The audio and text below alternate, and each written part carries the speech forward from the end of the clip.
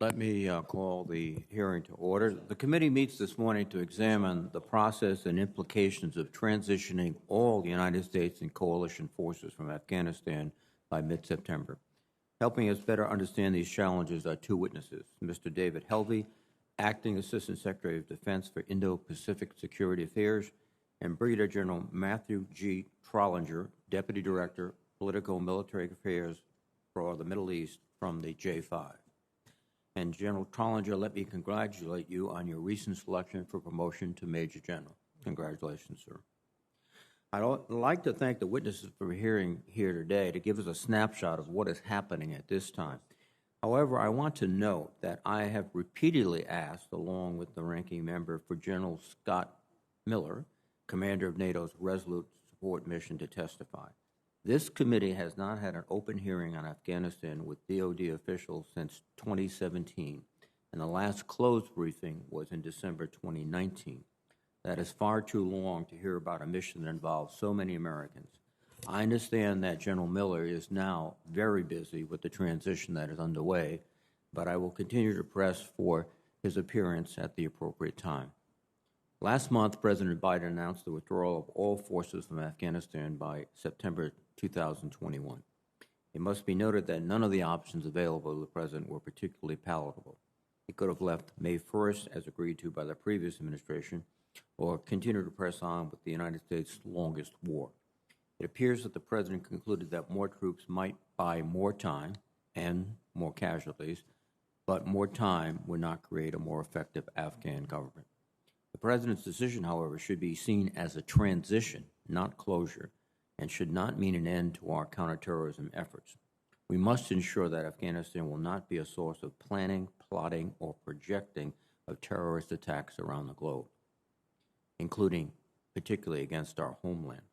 Despite great progress over the last 20 years, the threats from al-Qaeda, ISIS, and other terrorist groups still remain. The Director of National Intelligence stated in the 2021 Annual Threat Assessment that ISIS and al-Qaeda remain among, in her words, the greatest terrorist threats to U.S. interest overseas, and that they seek to conduct attacks inside the United States, although sustained U.S. and allied counterterrorism pressure has broadly degraded their capability to do so. We must look to transition to a new counterterrorism architecture in the region to continue to degrade al-Qaeda, ISIS, and other terrorist groups and prevent their ability to attack the homeland. CENTCOM Commander General McKenzie recently provided the committee some assurances that such a counterterrorism posture in the region was possible, but cautioned that it would reduce the capability with longer ranges and heightened risk and will require greater resources.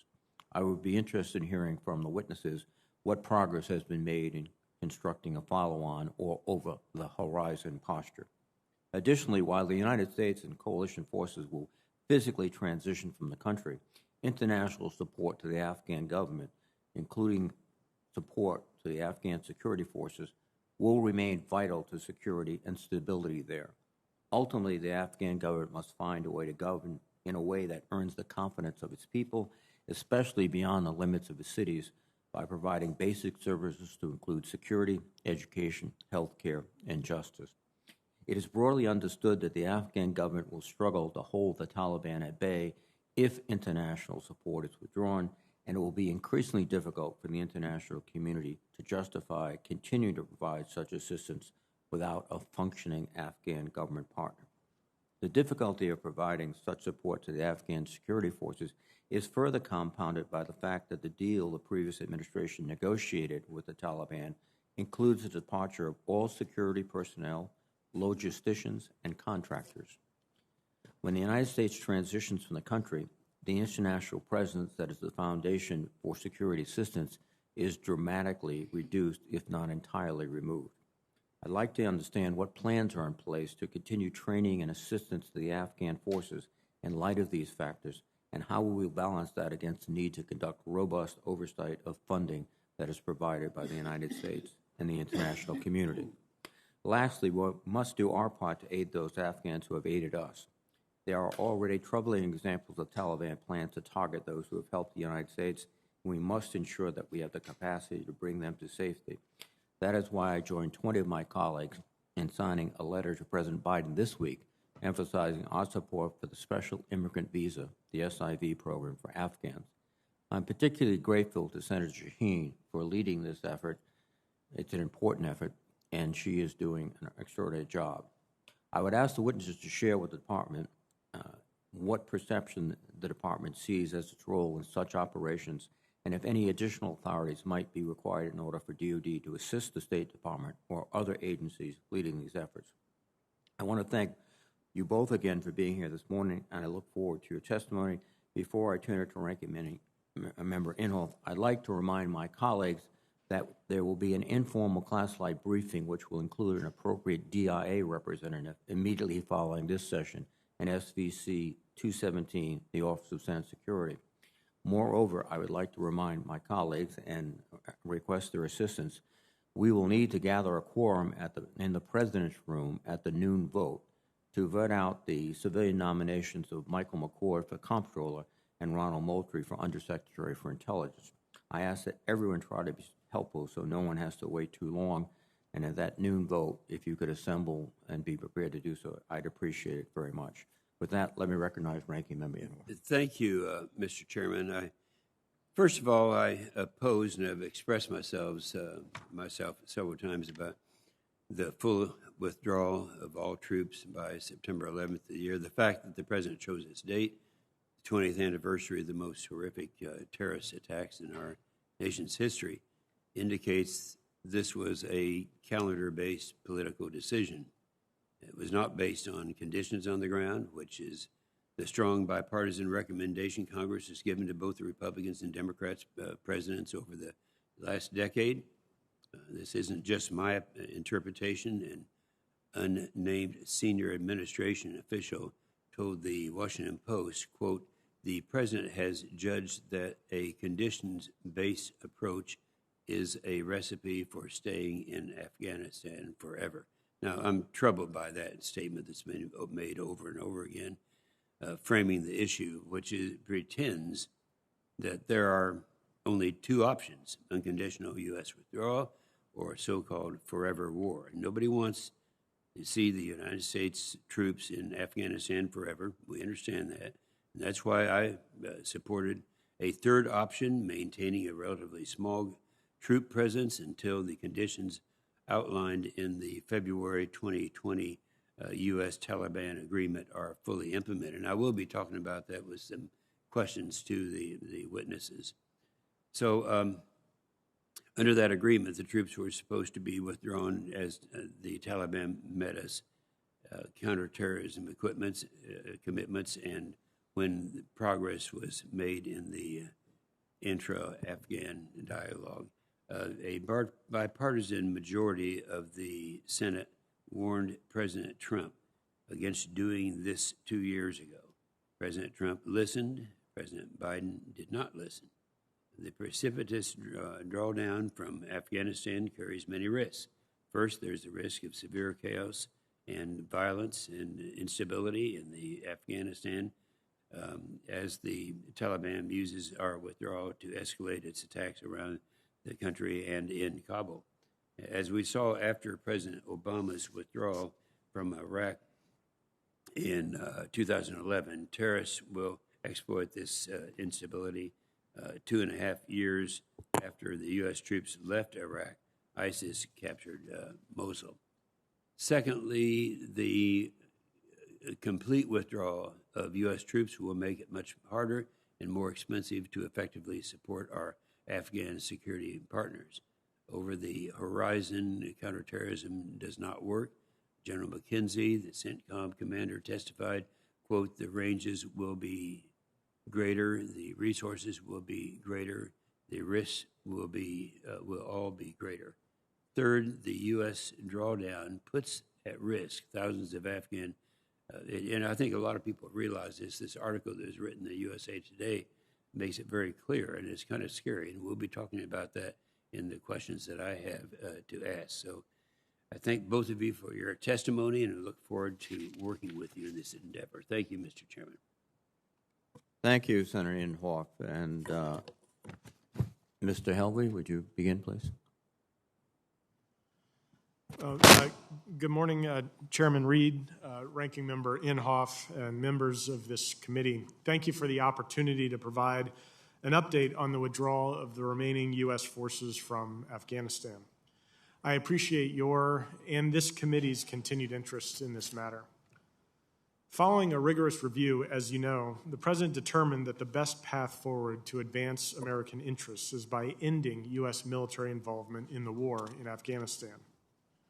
Accordingly, and as directed by the President on April 14th, the Department of Defense began a safe, orderly, and coordinated withdrawal of U.S. forces on May 1st, and plans to have all U.S. forces out of the country by September. This is the amount of time that we've determined will be necessary to bring our forces and those of our coalition partners home safely, and to retrograde, transfer, or dispose of responsibly equipment and other property. As part of the interagency review of U.S. policy in Afghanistan, the administration assessed that the threat from violent extremist organizations against the United States, now emanating from Afghanistan, can be addressed without a persistent U.S. military presence in that country. And at the same time, we'll work closely with the Afghan National Defense and Security Forces, or ANDSF, and with our allies and our partners to maintain counterterrorism capabilities in the region sufficient to ensure that Afghanistan cannot become a safe haven for terrorists to threaten our security. In this context, and in coordination with our Afghan and international partners, we're working to reposition our counterterrorism capabilities, including by retaining assets in the region to prevent a reemergence of a terrorist threat to the United States homeland from Afghanistan, and to hold the Taliban to its commitments to ensure that al-Qaeda does not once again gain a foothold there, or that ISIS or any other terrorist group could use Afghanistan as a base to attack us or our allies. And we'll refine our counterterrorism strategy to monitor and disrupt terrorist threats to our homeland and our interests in a way that corresponds to the dispersed threat landscape that we face today. Now, Mr. Chairman, I'd like to thank Congress and this committee specifically for the continued support for the Afghan Security Forces Fund, or ASFF. This is the mechanism through which the United States provides the majority of funding necessary to sustain the ANDSF and its combat operations, while developing the ANDSF into an effective and independent force capable of securing Afghanistan, protecting the Afghan people, and contributing to regional security. As Secretary Austin has said, we'll continue funding key capabilities such as the Afghan Air Force and Special Mission Wing. We'll continue paying salaries for Afghan security forces, and will continue delivering certain military supplies. And we're developing the mechanisms to provide appropriate oversight for the use of these funds, most of which will continue to be executed through DoD contracts. And we've discussed with your staff how best to do this with efficiency and accountability. Although we're withdrawing U.S. troops from Afghanistan, we're standing squarely with our Afghan partners and redoubling our diplomatic efforts to achieve a lasting peace. Afghan forces are performing heroically against a relentless adversary. The Afghan army takes heavy losses daily, but they remain in the fight, and they're an institution of which the Afghan people can be proud. Mr. Chairman, the Department strongly supports the ongoing diplomatic efforts to achieve a negotiated political settlement in Afghanistan, one that the Afghan people themselves endorse. And we'll continue working with our colleagues at the State Department to ensure that we take care of those Afghans and their families who've helped us over the past 2 decades, most notably Afghan employees of the Department of Defense.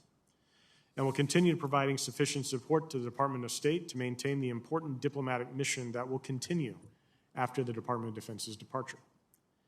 In closing, I want to thank members of this committee for your continued support for all those that have served in Afghanistan. I thank you for this opportunity to brief you, and I look forward to taking your questions. Thank you, Mr. Helvey. I believe, General Trology, you do not have a statement. That's correct, I do not. Thank you very much, sir. Before I begin my questions, let me remind my colleagues that because of the hybrid nature of this hearing, we will not be using the early bird rule. We will be going by seniority. Also, we'll have 5-minute rounds and would ask everyone to mute their microphone if they're not speaking. Thank you very much. Now, Mr. Helvey and General Hollinger, one of the critical aspects is maintaining that over-the-horizon capability to disrupt terrorist groups. General McKenzie described it as feasible, but more demanding in terms of resources and other issues. Has there been any change in General McKenzie's assessment, Mr. Helvey? Mr. Chairman, no, I believe that General McKenzie's statement is still very much accurate. I mean, the geography is the same. We are working to develop the options to be able to provide the type of intelligence, surveillance, and reconnaissance and other, necessary, elements to maintain an appropriate CT or counterterrorism capability. The planning and the discussions are ongoing on how to do that. In the interim, I would note that we do have significant capabilities that are resident in the Persian Gulf region in the Middle East. That obviously creates time and distance between there and any type of operations that we may need to undertake. And we're looking at options that could be closer in within the region. And those conversations and the planning for that is ongoing. General Trollinger, do you have any comments on the steps that have been taken most recently to mitigate the risks that General McKenzie spoke of? Mr. Chairman, I would only offer that as we approach this particular problem, there is a sense of urgency and an earnest planning effort ongoing so that we can maintain a seamless transition from that capability that resides in Afghanistan, but we would be required to be located elsewhere. So that planning continues in earnest. Now, will these activities be undertaken with our coalition partners? Are they fully integrated into the planning and the execution, and also with regional countries? Ms. Helvey? We are in some discussions with certain coalition partners with respect to future CT architecture. And obviously, if we have any new arrangements made for access, basing, and overflight, that would be undertaken in consultation with local partners.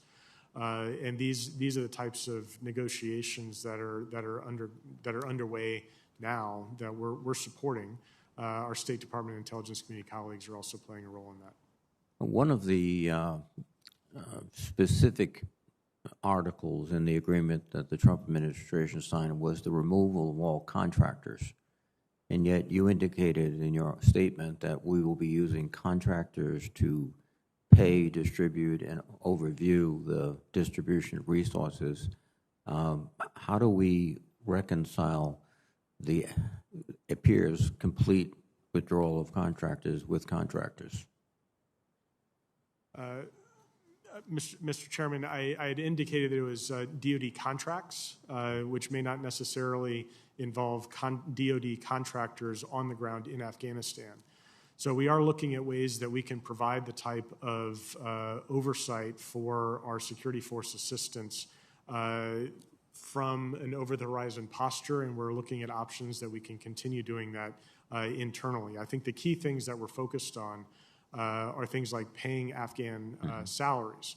A vast majority of the service members that are paid have electronic bank accounts, for example, and so there are ways that we can provide that to the Afghan Ministry of Finance without necessarily having somebody there. But we are looking at how to provide the right type of oversight mechanisms so that we have confidence that the resources that we're providing are going to its intended recipients, and we want to make sure that we're working very closely with Congress to ensure that Congress is comfortable with those mechanisms as well. Thank you.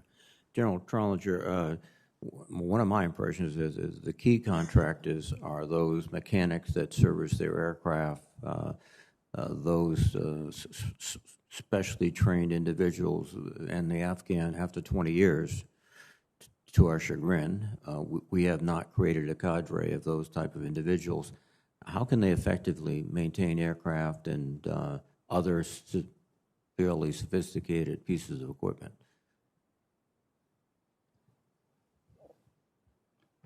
Mr. Chairman, we continue to work with them in looking at the potential ways, a variety of ways that we can get after continuing to support them to work on their aircraft in country, and then looking at options whereby we can facilitate more extensive work on those airframes elsewhere. Thank you. A final question. General Trollinger. We missed a lot of signals in 2014 about the status of the Iraqi army, and then suddenly they collapsed before Mosul, and it was a rush to safety on their part, not to contact with the enemy.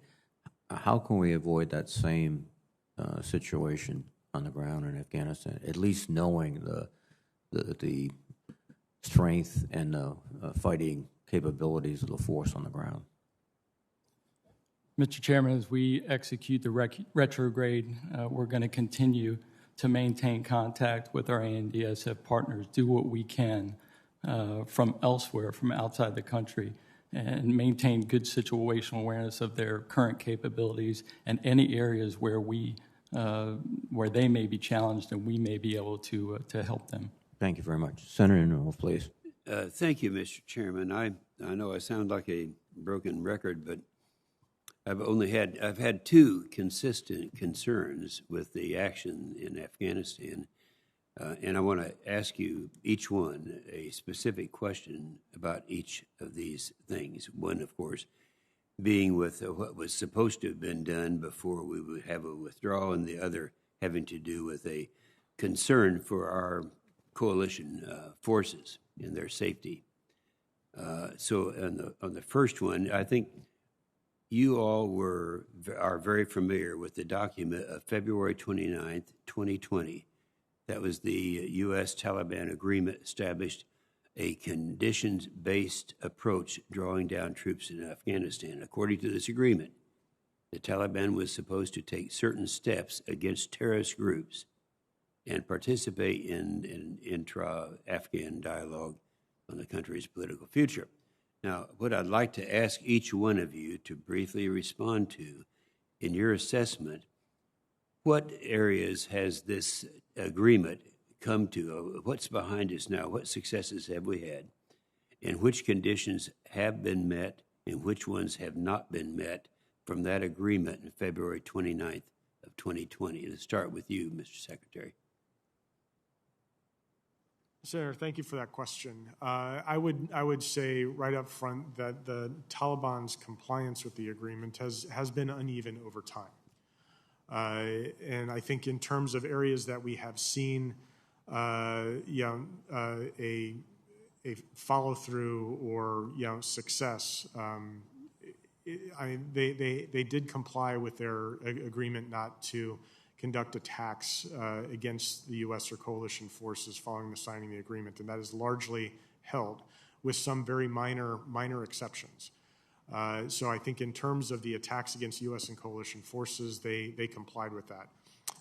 As I've testified publicly and said publicly previously, however, their violence against the Afghan forces and the Afghan people remained very high throughout this period. Okay. With respect to the entering into inter-Afghan negotiations, they did do that. And last September, they began discussions with the Afghan government on future peace arrangements. Those discussions have not been fruitful, but they did begin. Okay. That's fine. We're running out of time here. General, do you generally agree with the comments or the answer that was given by the Secretary? Senator, I do agree, and would just offer that, as Mr. Helvey mentioned, since that agreement was signed, the Taliban has not targeted the U.S. Or coalition forces. I think that's kind of a mixed answer. I understand. I appreciate it. But I don't think we've met the conditions that we talked about. And, of course, this is a different administration. Now, the second area that I've been concerned about for a long period of time came from a number of articles and awareness that's out there. We've seen, and one of them was that I actually had talked about, was found in the USA Today, May 10th. Now, in this thing, they talked about what's going to happen with our allies, people who stood by us, and if we withdraw in a manner that they're talking about. And such things in the article say, quote, that you will see the dead bodies in every street, and where he said he's already being tracked by the Taliban. They will slaughter us.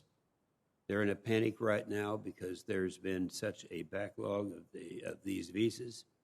It goes on, and I do want to ask at this point in the record, Mr. Chairman, that this be a part of the record. And Without exception. So I'd like to know from each one of you what has happened. What have we been doing? What are we doing now to try to, assuming that these problems are very real, and I don't think anyone's going to deny that they are, that we can help our allies for the great job they have done for us. And I'd like to have each of you respond. Let's start with you on this one, General. What can we do right now to minimize that event? Senator, we continue to coordinate very closely with our coalition partners. We went into this together. We've adjusted over the years together, and we're coming out together. And we continue to work together to do our best to support the ANDSF and the government of Afghanistan. You say we're coming out together. That's correct. Okay, to me, that makes that even worse. What do you think, Mr. Secretary? Senator, thank you for that question. And I agree with you. We have a moral obligation to help those that have helped us over the past 20 years of our presence and work in Afghanistan. We are working very closely with our State Department interagency colleagues to look at programs like the Special Immigrant Visa Program. However, as you know, that program in and of itself is limited. Yes. We'd like to be able to work with Congress to be able to increase the quotas and the resources for special immigrant visas.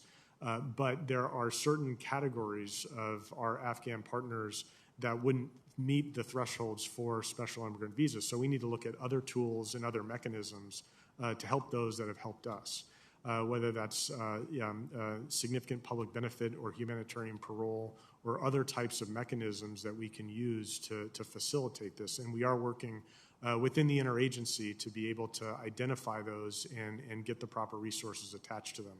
With respect to special immigrant visas, we're working very closely with State Department to identify and provide data that can help to provide the identification and the identities of those employees of the Department of Defense that would qualify. We're also looking at biometric data, which can also help to provide information and insight on who may qualify for that type of benefit. Okay, but that's okay. Well, my time has expired, but I don't get a lot of comfort out of those answers. I'm very much concerned about those. Thank you, Mr. Chairman. Thank you, Senator Inhofe. Senator Sheen, please. Thank you, Mr. Chairman. Mr. Helvey, I want to begin by sharing the chairman's frustration with the fact that we have not been able to hear from our general in Afghanistan. It's very difficult for this committee to conduct its oversight responsibilities when we can't get the appropriate people in front of us, and there is no excuse for that. So I hope you will take that back to the department and share that with them. General Trollinger, there have been multiple reports over the last months since the February 2020 agreement that the Taliban have not broken their ties with al-Qaeda, that al-Qaeda continues to operate with the Taliban in Afghanistan, and that ISIS also is operating in Afghanistan. Is that your understanding, and is that the understanding of our military people on the ground in Afghanistan? Senator, it's clear that the Taliban's compliance with the agreement has been uneven, but I would prefer to go into detail on that in our closed session. I appreciate that. However, people are going to know very soon, once we pull out, whether al-Qaeda and ISIS continue to operate in Afghanistan. Mr. Helvey, I appreciated your support for those Afghans who have helped us during our 20 years in Afghanistan. But I think we've got to be clearer about what we're doing to address that. Currently, there are an estimated 18,000 Afghan SIV applicants currently in process. These applicants and their families, as we know, are in imminent danger from the Taliban. Many of the delays in the SIV program stem from the difficulty that those applicants have in obtaining employment verification letters from former and often defunct employers. And considering that many of those applicants have served in support of the military and directly with the Department of Defense, do we have a centralized database that can be used to verify the employment of those SIV applicants? Senator, it is my understanding that we are drawing from a centralized database to collect and provide biometric data to facilitate that type of identification.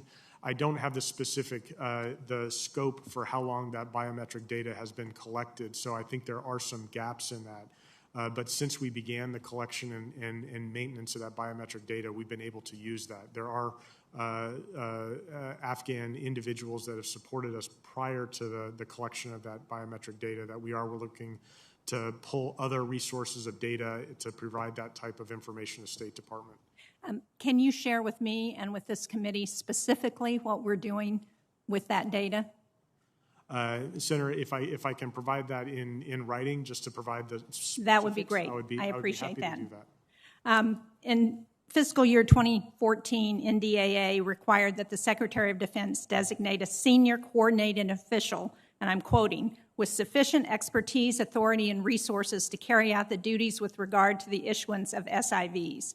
It tasked the official with developing proposals to improve the efficiency and effectiveness of the process. Can you tell me if we have someone designated to do that, who that person is? And if not, are we going to appoint someone to do that? I will have to get back to you, Senator. I think that, State Department's in the lead for this program, and so let me find out, who if there is such a special coordinator performing that function. I can tell you that I don't believe that there is, so I would urge the department to take a look at that. Finally, let me just ask you, in the time that I have left, about the status of women and girls in Afghanistan. We know that on May 8th, there was a bus bombing that killed more than 80 people. Many of them were schoolgirls.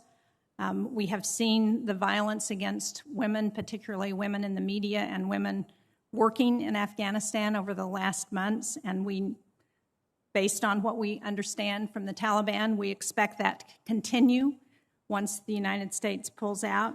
So can you speak to any steps that we are taking to try and support the women and girls of Afghanistan, and particularly in the context of the Women, Peace, and Security Act in 2017, which requires the department to incorporate gender lens decision-making into its policies and actions? Are we doing anything to involve women as we're looking at what happens after we leave? Senator, with respect to what we're doing today, we are using some of the funding within the Afghan Security Forces Fund, or ASIF, to encourage and build in Afghan women in particular into the Afghan National Defense and Security Forces. And so that is something that we are doing. With respect to... We've been doing that for some time, though. Is that not correct? Yes, Senator. That is something that we have been doing in compliance with the law.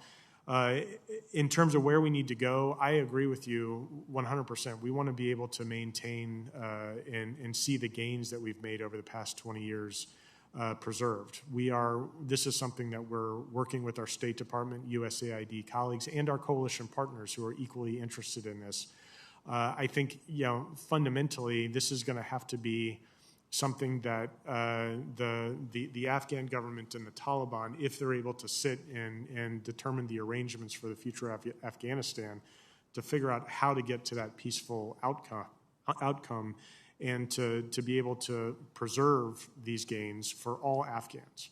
And I think with respect to what the Taliban does in the future, this is something that Ambassador Khalilzad has talked about. At some point, if they are in a position where they are exercising power or influence in Afghanistan, they're going to need to have international support.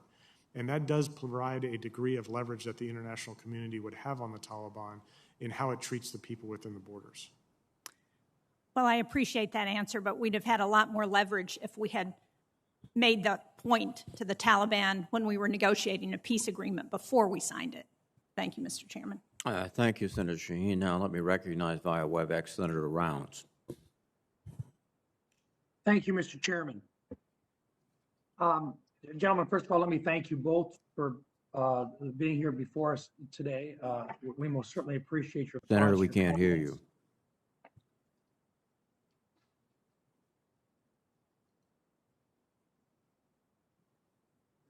How about now? We can hear you on WebEx, but maybe not in the committee We room. still cannot hear you.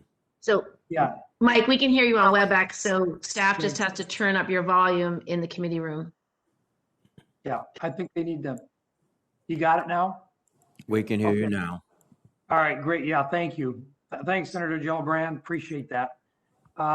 Gentlemen, first of all, let me just begin by saying thank you very much for your time in front of the committee today. I don't think this is necessarily the type of a meeting that you relish to come before the United States Senate. I want to begin by acknowledging that there is no perfect answer to what should be done next in Afghanistan. We've been in a protracted state of war for almost 20 years. At least 2,448 service members and DoD civilians have died. An additional 20,722 service members and DoD civilians have been wounded in action, according to the current DoD website. The human cost has also been borne by our NATO allies, the Afghan National Security Forces, and the Afghan people. Finally, we can never forget the 2,997 people who were killed on 9/11. My question is this: is there a middle ground where we continue, or where we could continue, to support the government of Afghanistan that would recognize the lives sacrificed and the hundreds of billions of dollars our citizens have invested in this endeavor? One that provides the resources to Afghanistan to prevent a return to being a haven for terrorists or the creation of a power vacuum which would benefit China, Russia, and Iran, while the Afghan government develops the unique capabilities that only we currently can provide. Gentlemen? Senator, thank you for that question. And if I may, that is the path that we are seeking to embark upon. While we are retrograding the forces out of Afghanistan, we want to make sure, and the President has been clear, he wants to continue providing support and assistance to our Afghan partners. So to the extent that we can, we're looking at ways to be able to continue providing the critical support to the ANDSF in terms of continued paying their salaries, continued providing assistance for contracted logistics and maintenance, and providing support for the Afghan Air Forces and the Special Mission Wing, which are... Mr. Elliott, I hate to let me just ask this. Are you talking about providing that until we are out of the country, or are you talking about providing that over an extended period of time? We're talking about providing that after we leave, in addition. The challenge that we face today is making sure that we've got the right type of oversight mechanisms that we're working, but the intent would be that we would maintain that support, provided we also continue to get the support from Congress. The intent would be we would maintain those resources and that assistance to the Afghan government. Thank you. I appreciate. I think you're answering my question on it. I do want to ask General Trollinger, rather than asking you the same question or expecting you to respond, I think because this will be a policy decision that the administration will be making, I want to go to you and I want to ask you this: with the U.S. withdrawing U.S. forces from Afghanistan by September, one has to question the ability of the Afghan security forces to stand their ground against the Taliban, and our ability to successfully conduct over-the-horizon counterterrorism operations. I know we've kind of touched on that a little bit, but I want to ask it this way. In your professional military judgment, can we successfully and continually combat threats posed by the Taliban, Al-Qaeda, and other violent extremist organizations via over-the-horizon operations? I absolutely believe we can, Senator. We have the capabilities to be able to posture in the region where it's required. We have the capabilities to be able to monitor potential adversaries, track those adversaries, and then strike when conditions permit and allow. Do we have the will to do that? Is that the plan right now? The plan right now would be to make a seamless transition from what we have currently in Afghanistan to other locations that would be able to meet our overarching objectives of ensuring that Afghanistan doesn't become a safe haven for terrorists that would attack the U.S. or our allies. Gentlemen, thank you for your answers. Mr. Chairman, I yield back. Thank you very much, Senator Rounds. Now let me recognize via WebEx Senator Gillibrand. Thank you, Mr. Chairman. I'd like to continue the questioning that Senator Shaheen started. General Challenger, with the U.S. and NATO's departure, human rights groups, non-governmental organizations, schools, and business are left trying to figure out contingency plans for female employees, for female students, should the Taliban return to power by force or through an agreement with the Afghan government. Considering the Taliban is already restricting the human rights of women in the territories they control, what is the U.S. doing to ensure peace negotiations result in a deal that protects women throughout the country, particularly after the withdrawal? Senator, we continue to support the ANDSF and intend to do so going forward, even as we retrograde from Afghanistan. We also continue to work with our coalition allies and partners to facilitate diplomatic pressure that can be put on against the Taliban to work out a peaceful agreement, negotiations with Geopolitical, such that women's rights, girls' rights, et cetera, are protected. Mr. Helvey, over the last 2 decades, the United States has spent more than $780 million to promote women's rights and gender equality in Afghanistan, and the efforts have yielded mixed results. What kinds and amounts of funding should we expect in the future? How will funding be implemented given the security situation after troop withdrawals? And second, Afghan women have pointed to the vocal support by the United States and other international actors as key factors to advancing rights and participation in the public sphere. What will the U.S. do to continue to advance women's rights and gender equality? Senator, thank you for that question, and you're right to point out we have spent resources to promote the rights of women and girls and other minorities in Afghanistan as part of our policy and approach there. I don't want to get ahead of the president's budget in terms of what types of future funding would be requested or required. But with respect to in response to this previous question to Senator Shaheen, ASIF does have specific requirements for promoting women in the Afghan Defense and Security Forces, and our intent would be that would continue. We'd also continue working with our state and USAID and coalition partners in providing the type of diplomatic support and pressure on the Taliban, because I think fundamentally the best way to protect the rights of women, girls, and minorities in Afghanistan is to realize a negotiated peaceful settlement and outcome to the war that's been in Afghanistan for the better part of 40 years. I have some counterterrorism questions and assessments of Taliban strengths that I will ask in closed session. But let me just ask one more question of General Challenger before my time expires.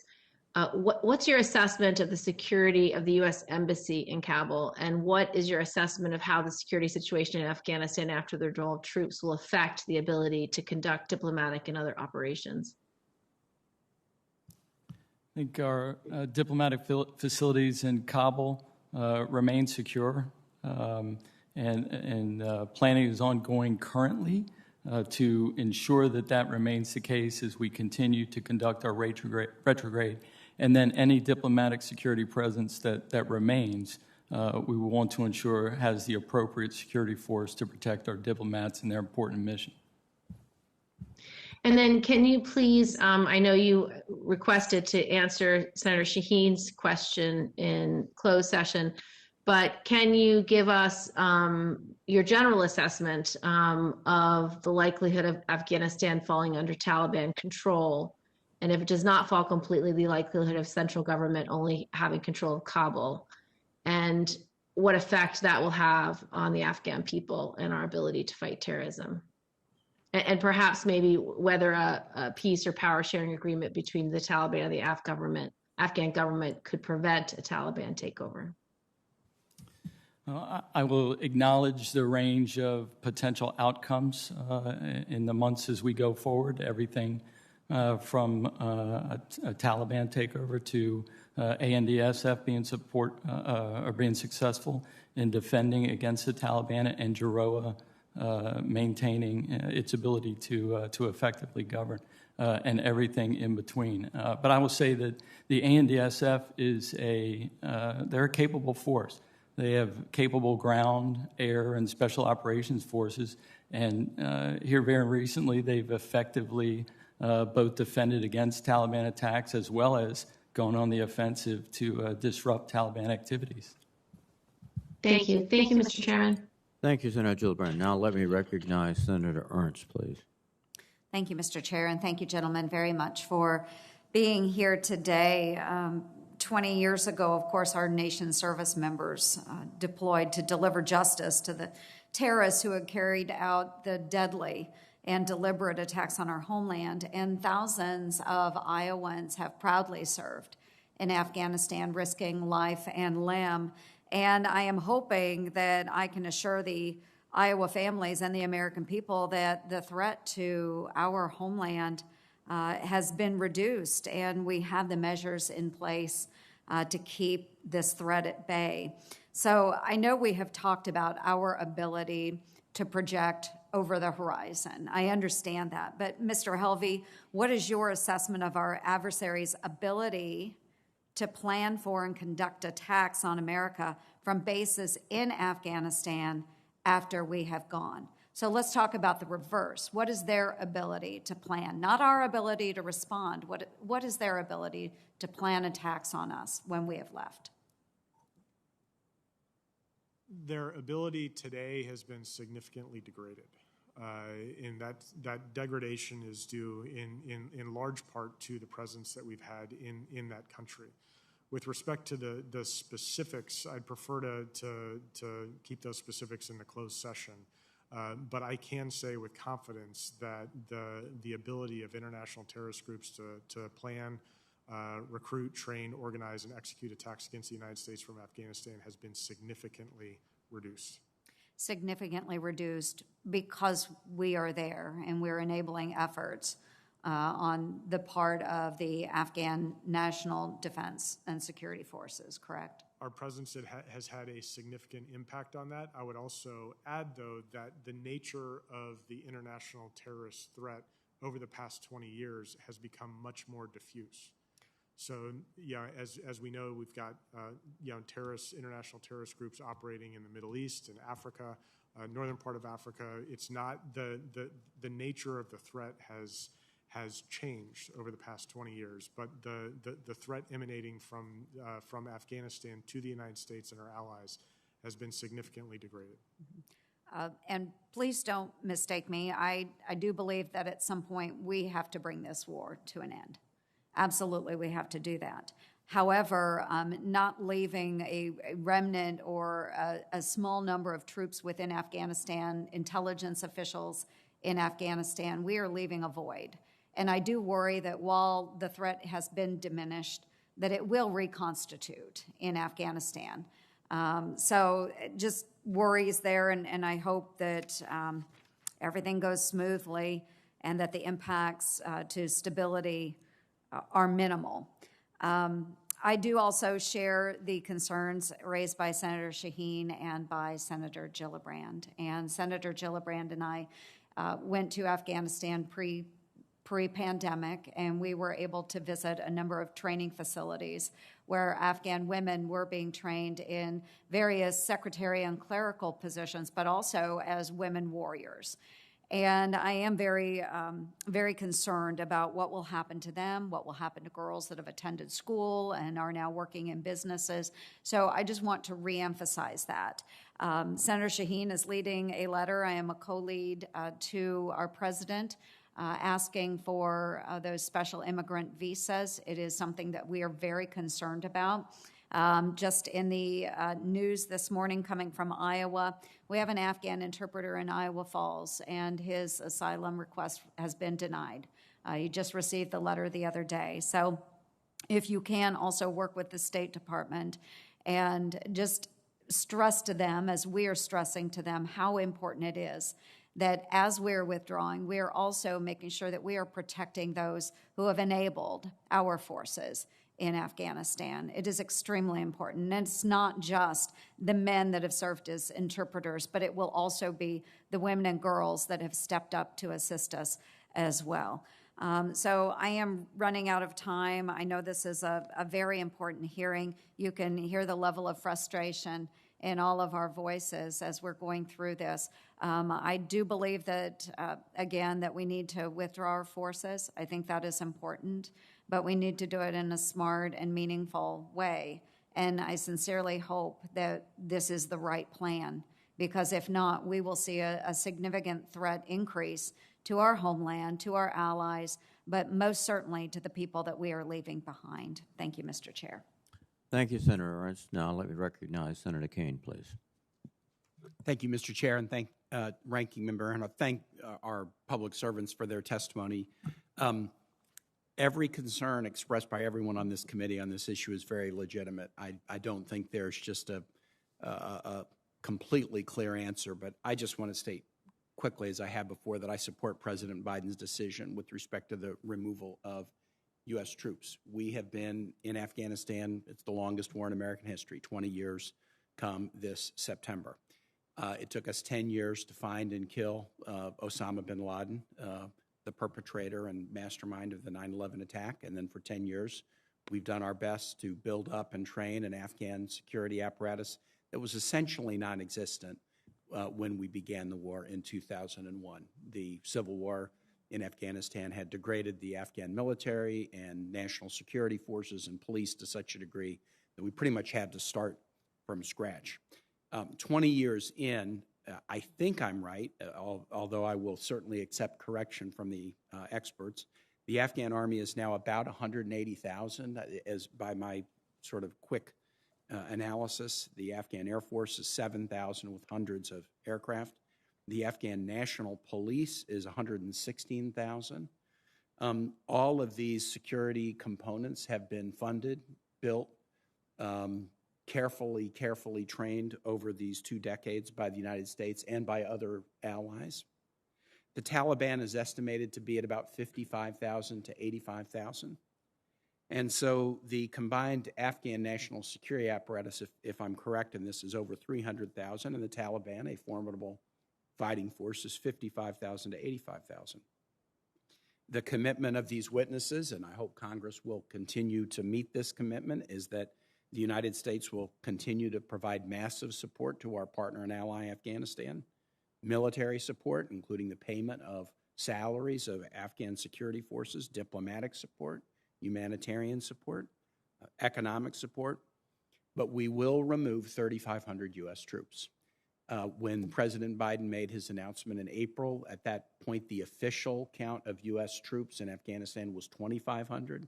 There were other reporting suggesting that possibly involved in special operations or additional missions, the total might have been 3,500. Is 3,500 U.S. troops the difference between success and failure in Afghanistan after 20 years? I don't believe that it is.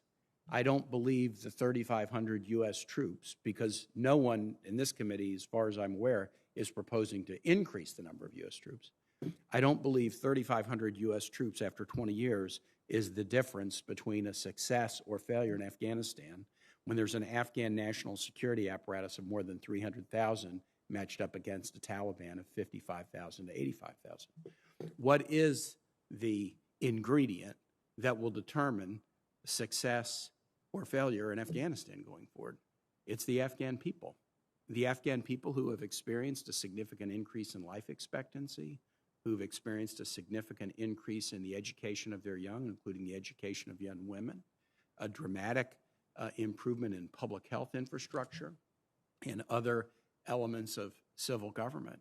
The Afghan people will have to decide, is it worth fighting for? And it can't be worth more to us than it is to them. And that's kind of a painful thing to say. It's kind of a cold, tough thing to say, but success in Afghanistan can't mean more to the United States than it means to the Afghans. And at the end of the day, I believe it won't mean more to us than the Afghans. I believe the Afghans, having seen the benefits of improved quality of life over 20 years, will decide that they want to keep that rather than to go backwards and experience what they were during the time when the Taliban and others were engaged in a massive civil war of the country. But if the Afghans choose at the end of the day that that doesn't matter to them, there's no amount of U.S. troops, none. There's no amount of U.S. troops that would make a difference. And so I think this is a painful decision, and the comments of my colleagues who feel differently about it, I completely get every legitimate concern they have, and it's a very legitimate concern. But we cannot want success in Afghanistan more than the Afghans do. And having built up a security apparatus with a continued commitment to funding that apparatus and being a supporter of our allied nation going forward, I think that is the right role for the United States to play right now, and that's why I support President Biden in his decision, and I thank the witnesses for appearing today. Thank you, Senator Kaine. Let me recognize now Senator Kramer. Thank you, Mr. Chairman, and thanks to both of you for being here. One question that came up based on some of the things I heard. Have we committed to completely supporting the current government in Afghanistan should it fall into an all-out civil war? And if so, what would that commitment include? Senator, thank you for that question. We have committed to continue supporting the Afghan government. We have a bilateral security agreement with the Afghan government in which we indicate we will continue to seek funding to provide support to them, to support the ANDSF, through the mechanisms that we've specified in terms of training, advising, and assisting, salaries, contracted logistics and assistance. So we have committed to supporting our Afghan partners. And through this negotiation period, through the implementation of the U.S.-Taliban agreement, we have continued supporting our Afghan partners as they've been fighting the Taliban. Obviously, a cost-benefit analysis would include, or a risk analysis would include the cost of preventing an all-out civil war versus entering, having to come back and try to clean it up. And I could associate myself with every comment that's been made by my colleagues, even the ones that conflict. That's how conflicting this is, I think, for a lot of us, as it is, no doubt, for you all. I think it was might have been in response to a question from the chairman, but I'm going to maybe get more specific. Or I think you mentioned something about ISR capabilities and whatnot. What type of unmanned or space-borne capabilities do we need to maintain or even enhance to minimize the possibility of global terror threats? Do you have a sense of that? Well, with respect to Afghanistan, I think the best way to characterize how we need to look at it is based on three concentric circles. There's the type of footprint or apparatus that we would do within Afghanistan. It's based largely on our relationships with local partners, ANDSF and the Afghan government, to be able to understand what's going on within Afghanistan.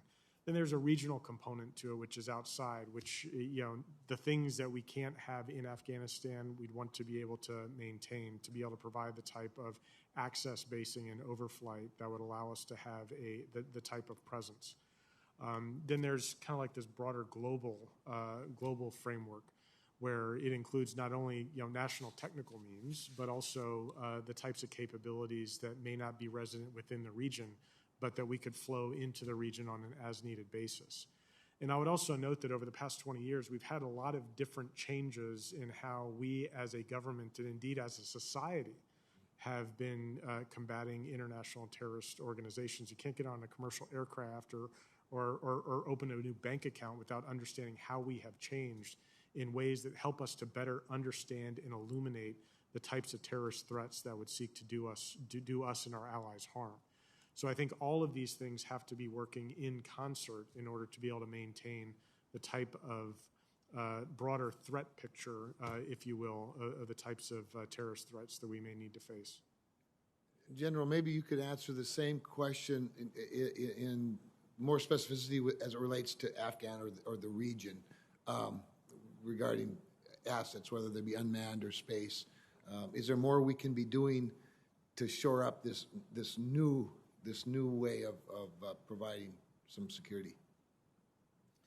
Well, Senator, I think certainly the capability that we currently have and use to achieve our objectives, we want to continue to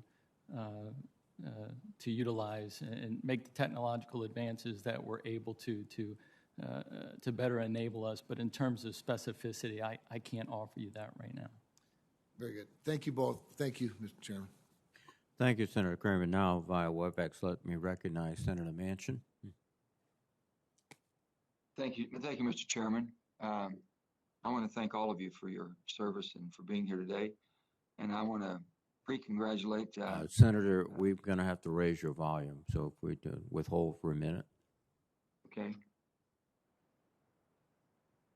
We okay? Can you hear me now, Mr. A Chairman? little bit better. Okay. I'll talk louder. We have Is that you, better? sir. Go ahead. Okay. I want to thank everybody for their service. I want to congratulate Brigadier General Trollinger for his hopefully his advancement. Very proud of that. First, let me say that I completely support the Afghanistan withdrawal, and we have to shift our focus to other priority threats. The future of Afghanistan and any global impacts rest on whether government can prevail by securing their country and upholding their 2004 Constitution. Between 2009 and 2020, we increased and decreased troop strength at least 5 times. These shifts in end strength ranged from a few hundred to as much as 23,000 personnel. Additionally, we experienced major diplomatic and operational delays in 2012 with insider attacks, and in 2013 with President Karzai temporarily suspended security talks with the U.S. More recently, the Taliban continues to refuse to negotiate efforts until all foreign forces are out of Afghanistan. So one question I would have to General Trollinger, how will our withdrawal from Afghanistan impact other combatant commands?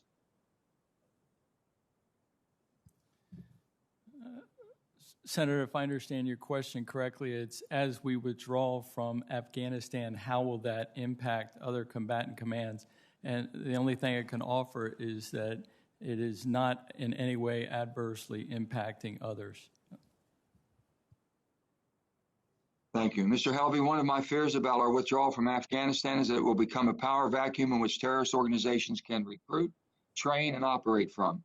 With nearly no assets on the ground, we are going to have to rely on regional partners to work with us to stay ahead and on top of counterterrorism efforts. Are you confident in our regional partners and their capacity and commitment to driving terrorism out of the region? Thank you, Senator. We will have to work with our local and regional partners, and we want to continue developing those capabilities and those partnerships to be able to ensure that we've got the right type of confidence and the right type of framework to address our CT threats.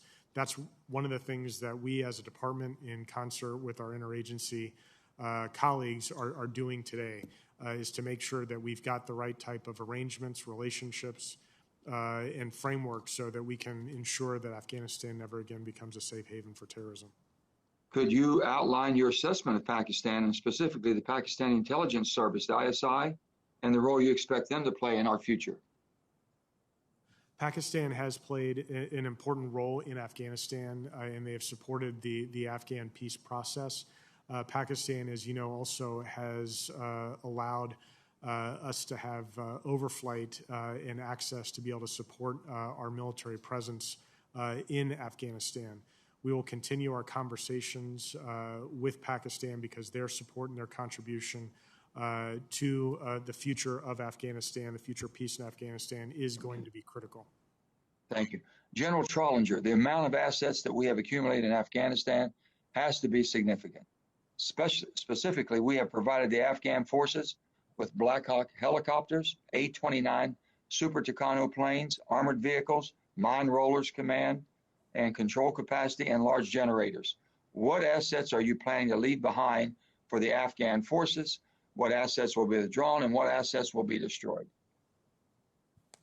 Well, Senator, as we conduct the retrograde, we will be transferring facilities. some vehicles and other equipment that the Afghan National Defense Forces can utilize in their ongoing efforts to secure the country. We will be retrograding that equipment that we're able to bring back to bases and stations in the continental United States as well as elsewhere.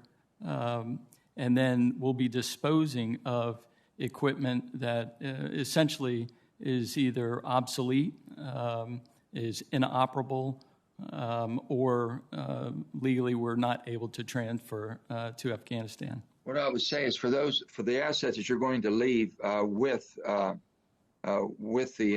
Afghan people, what guarantees do the American people have the Taliban won't get their hands on it and use it against them? Well, Senator, I don't think there are any guarantees. Again, I would acknowledge the range of possible outcomes over the coming months, from the dire certainly to the positive. So I couldn't offer any guarantees on that. Thank you very much. Thank you, Mr. Chairman. Thank you very much, Senator Manchin. Now let me recognize Senator Blackburn, please. Thank you, Mr. Chairman. Secretary Helvey, yes or no? Do you expect the Taliban will take over Afghanistan when we leave? Sorry, Senator. Yes or no? I do not expect the Taliban to take over Afghanistan after we leave. So then why does the IC's annual threat assessment say the Taliban is likely to make gains on the battlefield and the Afghan government will struggle to hold the Taliban at bay if the coalition withdraws support? Senator, I don't believe there is any inconsistency. I would say there's an inconsistency. Oh, yes or no now? Have we seen a steady stream in violence out of the Taliban over the last year? Yes, Senator. Yes, it has risen 169%. They're getting really aggressive. Yes or no? Have the Taliban previously demonstrated a propensity for human rights abuses, cultural genocide, ethnic cleansing efforts? Historically, yes.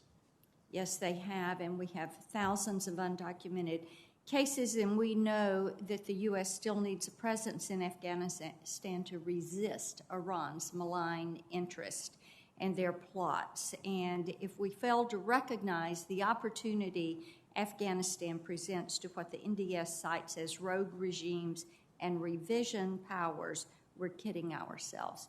General Trollinger, yes or no for you? Do you agree with the IC's annual threat assessment that, and I'm quoting, Iran will hedge its bets in Afghanistan, threaten instability, is worried about a long-term U.S. presence in Afghanistan, and as a result is building ties with both the government in Kabul and the Taliban so it can take advantage of any political outcome? Yes or no? You agree?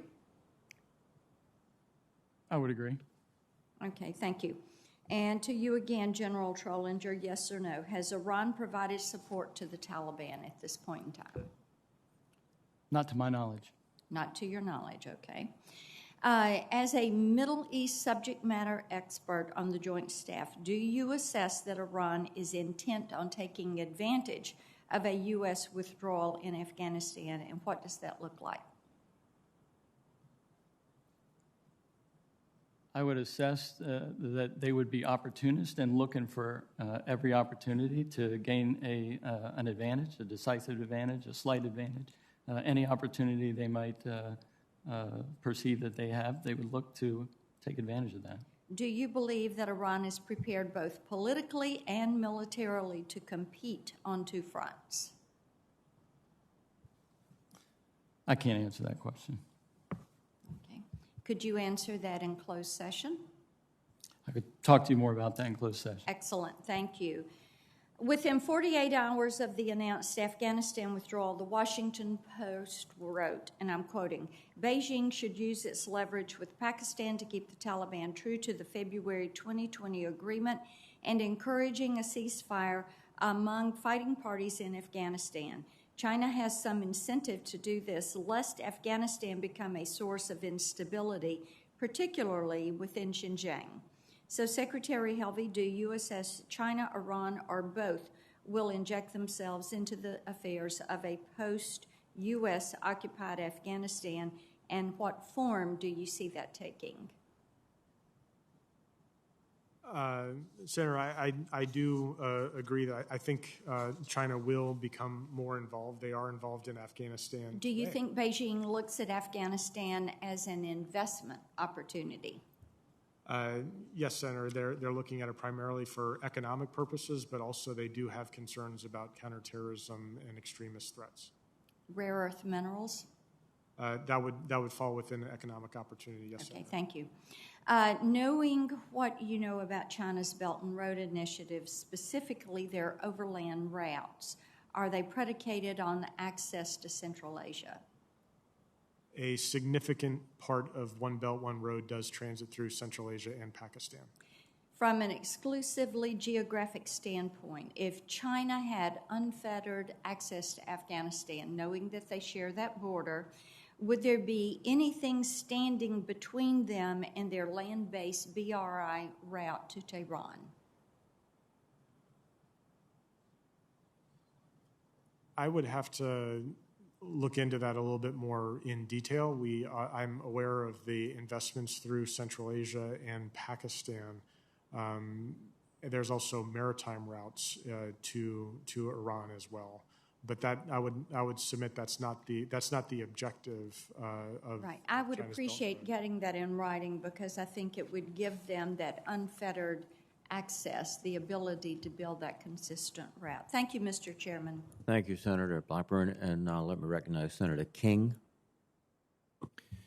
Thank you, Mr. Chairman. I think my first question, Mr. Halsey, is the Trump administration entered into an agreement in February of 2020 that all U.S. troops would be out of Afghanistan by May 1st of 2021. The Taliban had indicated that if that did not occur, they would begin attacking U.S. troops, which they had not done during the period leading up to that. My specific question is, have there been attacks on U.S. troops subsequent to May 1, or has the Taliban tacitly accepted the fact that the timetable has been extended to September? Senator, there have been no Taliban attacks against U.S. or coalition forces since May 1. I can't speak to what the Taliban's thinking is or if there's been a tacit internal acceptance of that, but there have been no attacks against U.S. or coalition forces. But the Taliban has gained ground in the last several months, have they not? Senator, yes, the Taliban has gained some ground in Afghanistan, and they've continued, positioning themselves, within Afghanistan, over the past several months. A question for both of you. This is the definition of a difficult decision. Were we to decide it's a vital national interest to preserve the existing civil government, to protect women's rights, and otherwise stifle the power of the Taliban in the country, what would it take in terms of a commitment by this country in terms of troops, money, air power? Are we back to 100,000 troops and a surge such as occurred some years ago? General, your thoughts? What would it take? Senator, I can't answer that question specifically. I won't presuppose a decision or a possible outcome, and can't speak to what it might take in that. But if the president said to you, I want to stabilize, I want to get Afghanistan back to where it was 5 years ago, your military advice would be, we need a lot more troops, Mr. President, and ISR, air power, and a greater investment. Isn't that true? I mean, you're not going to do it with 2,500, 4,000 troops. Isn't that correct? I would guess that if that guidance and direction was given and the objectives were changed, then yes, we would look to have significantly more capability. For an indefinite period, that's what's very difficult about this. We've been there 20 years. And here we are with somewhat the same situation that we were in when we entered the country. So not only is it a question of investment, but it's a question of persistent investment over, as I say, an indefinite period. Would you agree? You probably don't want to, but I'm asking you. Well, again, I think if I don't want to presuppose certainly an outcome or direction that we're given in terms of maybe our objectives changing and what it is we need to do based on a potential outcome. Mr. Halsey, we've invested a huge amount in Afghanistan in terms of dollars, lives, tens of thousands of people wounded, and yet here we are on the brink of, it's debatable, we'll know in a year or so, a Taliban retaking the country, and we're right back where we were in 2001. My question is, why couldn't the Afghan government succeed given the level of support that they've had? Why? They've had air power, they've had ISR, they've had economic support, they've had infrastructure support, and yet we see this terrorist group taking over in rural areas and approaching Kabul. What is this? Is this something in the nature of the Afghan polity that a central government is not going to succeed, or was it the people in this government? Why are we where we are given the level of investment we've made? Senator, that's a complicated question. I mean, in part, I think you've hit on a number of points. I think, the central government in Afghanistan has not been strong. It's been, over the course of Afghan's history, it has not been pronounced by strong central government. In fact, it's largely been weak and diffuse and distributed. What we have seen and what we've tried to promote is a greater, central government kind of bringing all Afghans to the table and being part of a governing system that can ensure security for the country and economic development. That has been difficult, and that is not yet complete. I think in terms of why we were there, Senator, I think it's important that we were there. We were there because of the attacks against this country. It was a counterterrorism mission. It was a counterterrorism mission. That's why we were authorized forces to go there. And it succeeded for 20 years. It has largely succeeded. We brought the perpetrators of the 9/11 attacks, to justice, and we have significantly reduced the threat of international terrorists emanating from Afghanistan. I think the president's decision reflects his determination that American interests can best be served by completing and ending the U.S. military involvement in Afghanistan. That doesn't mean that the U.S. involvement in Afghanistan concludes. We will continue to work with the Afghan government. We'll continue to maintain a diplomatic presence, and we'll continue providing support to our Afghan partners, because we do have interests still in Afghanistan, but the president's determination is our interests can best be served without a military presence in that country. Thank you. Thank you, Mr. Chairman. Thank you, Senator King. Let me recognize Senator Tuberville, please. Thank you, Mr. Chairman. Thank you for being here today. Today, 41% of our veterans served in our wars in Iraq and Afghanistan. It's our largest group of veterans ever, 7.8 million. We paid the ultimate price as a nation.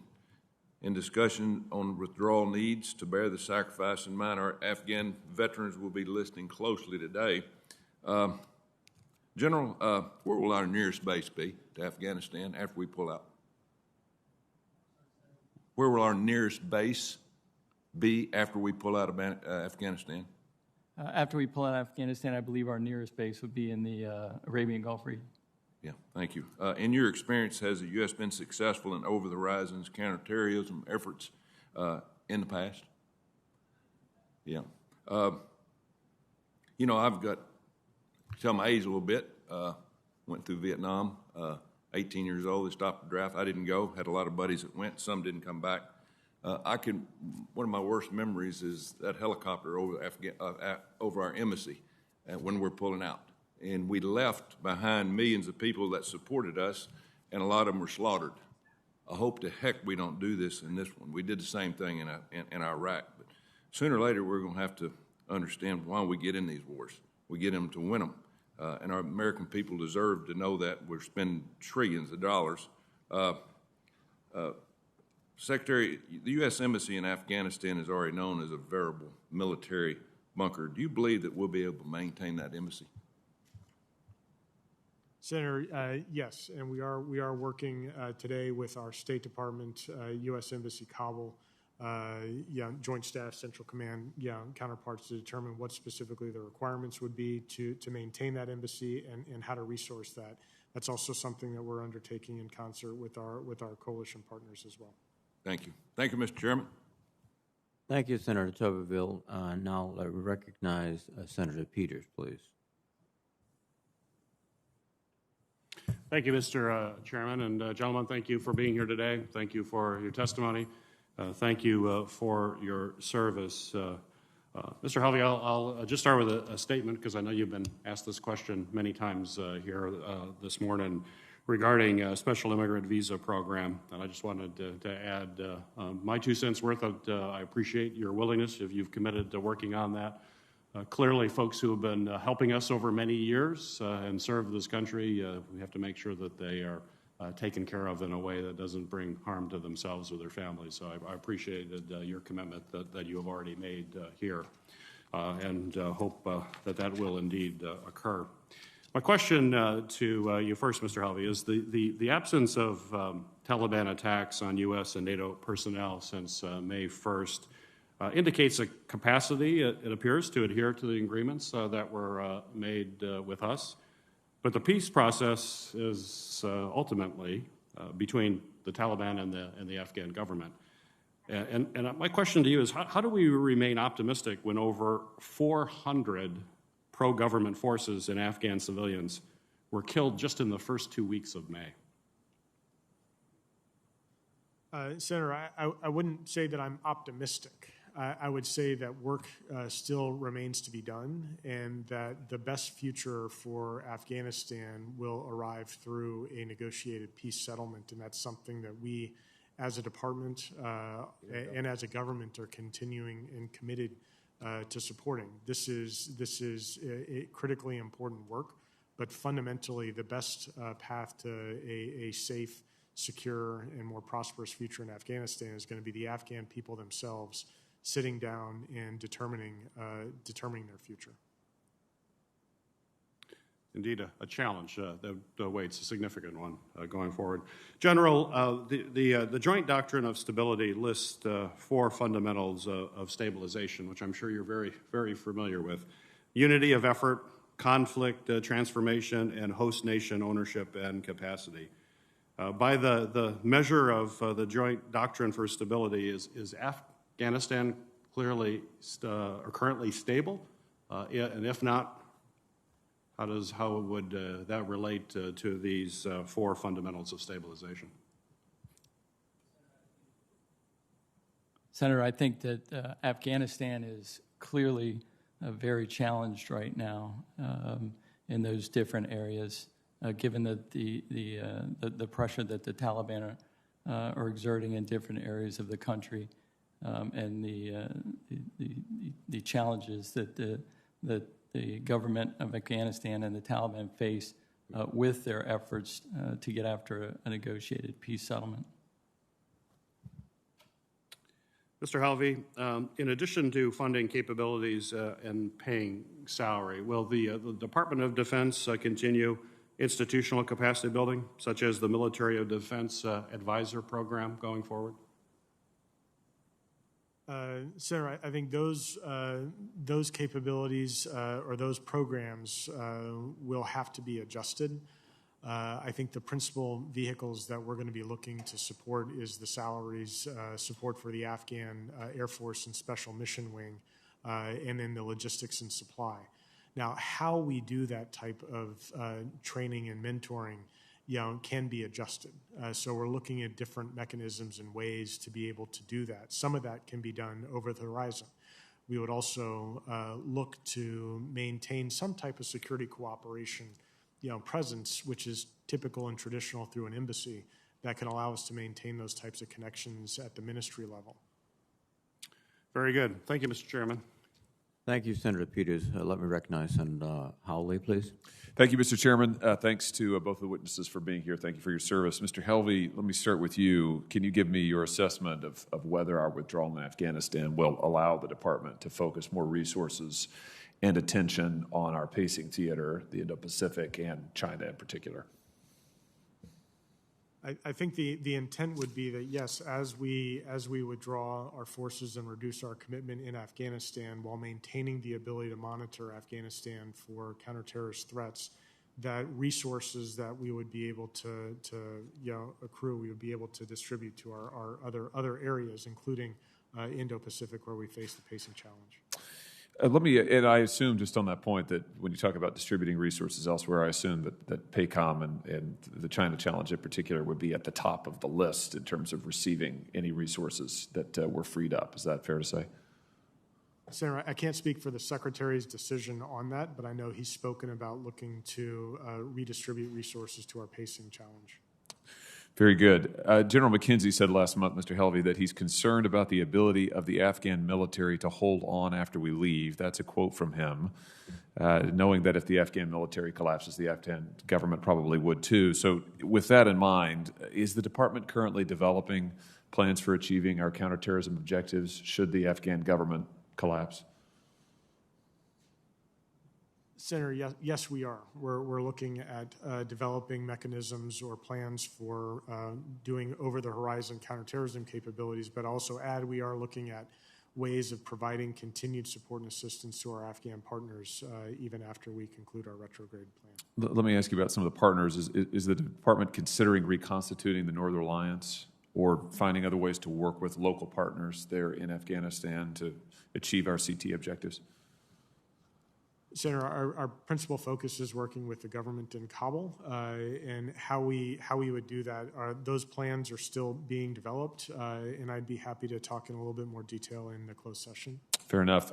You said last week, Mr. Helvey, that sustained funding for the Afghan security forces is going to be critical for achieving our CT objectives in Afghanistan. Let me just ask you, though, given the I would say, notable lack of success we've had thus far with the Afghan security forces in terms of standing them up, achieving a high level of efficiency and output. Under what conditions are we willing to say, would you say, that the Afghan security forces are no longer effective and U.S. funding for them ought to be reduced or eliminated? Senator, I would say that we have had some tremendous success in working with the Afghan forces, the Afghan Air Forces and Special Mission Wing in particular, and the Afghan Special Forces have been very close partners for us through our CT missions. To your point, though, there will be a time, and this has to be how we look at what the criteria would be for adjusting our security force assistance planning, and that is part of the work that we're doing today in concert with the United States Central Command, Joint Staff, and our presence in Kabul to look at what the different criteria would be or indicators would be to adjust how we provide that type of assistance and to whom. So has the department developed criteria then for adjusting or terminating the Forces Fund, the Afghan Security Forces Fund? No decisions have been made yet, but we are looking we are doing prudent planning right now to look at how we'd be able to provide that and how we may look to change it in terms of, as the security conditions change. No decisions have been made, but you have developed criteria for assessing our continued support and what we might do there going forward in terms of continuing or terminating the fund. Is that right? I think that work is still being developed. I understand from General McKenzie that he intends to provide a lot of his recommendations to the Secretary by the end of this month. So I'd like to let that process continue.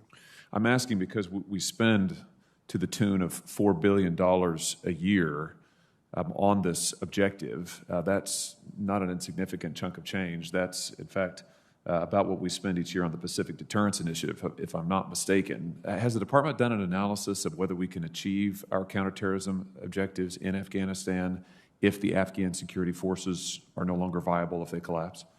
In the absence of a capable and willing partner, our ability to do our CT objectives in Afghanistan becomes significantly harder. But as the general indicated, based on historic precedent, we have been able to conduct counterterrorism operations exclusively from over the horizon. However, having as I said, a willing and capable partner in Afghanistan is a critical piece of our CT capabilities. If that goes away, it becomes much harder, greater risk, and it will be more costly. This is my last question, Mr. Chairman. Just on that point, the partner may be the security forces, or it may be other. It may be the Northern Alliance. It may be other allies or partners.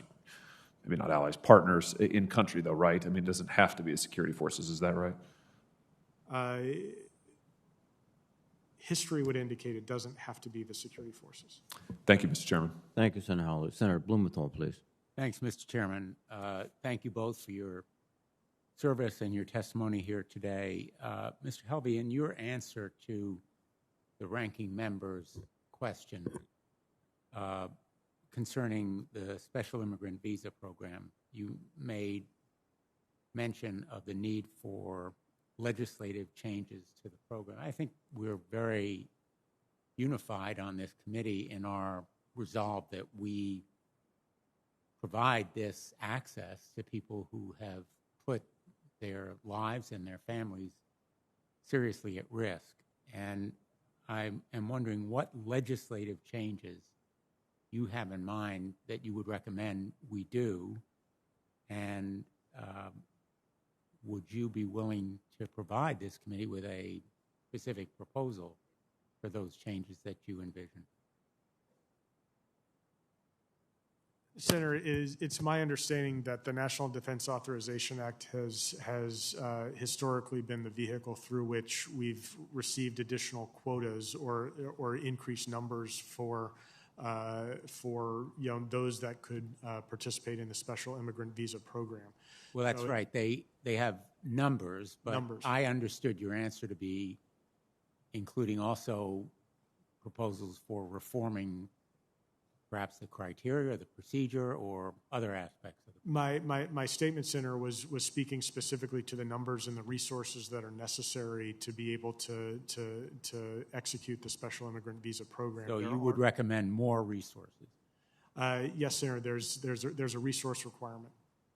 Let me ask both of you. I know there's been a lot of talk so far this morning about kinetic efforts, anti-terrorist efforts after our withdrawal in Afghanistan. I want to focus on the non-kinetic efforts, such as limitations on international travel, fundraising, financing, fund transfers, and what can be done to mobilize both our resources against it and multilateral organization efforts against it. Well, Senator, as I indicated, we have learned a lot over the past 20 years in terms of how to go after and defeat international terrorist groups. There's work that there are things that we've done domestically, and there are things that we are already doing internationally with our partners. I think to the extent that we continue to identify ways and those tools that we can use unilaterally or in concert with allies and partners to better illuminate terrorist threat networks and then prosecute them, I think that's necessary and important. Whether it is things like financial action task force work to be able to go after terrorist funding and fundraising, or trying to harmonize our work for air travel or these types of ways to be able to